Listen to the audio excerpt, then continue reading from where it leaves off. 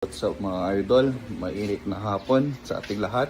So flex lang natin na yung mga nilagay ko dito sa ZX-10R 2026 model natin. So bigyan ko lang kayo ng idea for reference na rin. Baka sakaling magkaroon kayo ng 2026 na 10R. Ito po yung mga nilagay kong frame sliders from Evotech Performance.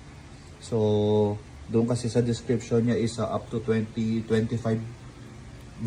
model lang siya. Pero swak na swak siya sa 2026 model. Ito yung isa. Ayan siya. And nagdagdag na rin tayo dahil nga mabigat tong 10R na to. Ayan, naglagay tayo ng side stand enlarger. Ayan, CNC aluminum, heavy duty. Hindi siya umaalog. Swak na swak. Mga paddock spools. Yan, for Evotech Performance din. Naglagay tayo ng Loctite 243. Isa sa mga pinaka-importante pala yung radiator guard.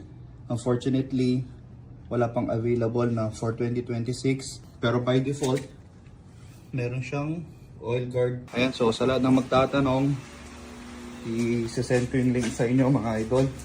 Para at least hindi na kayo magdalawang isip o order. Yan, patunay na compatible sila. Okay.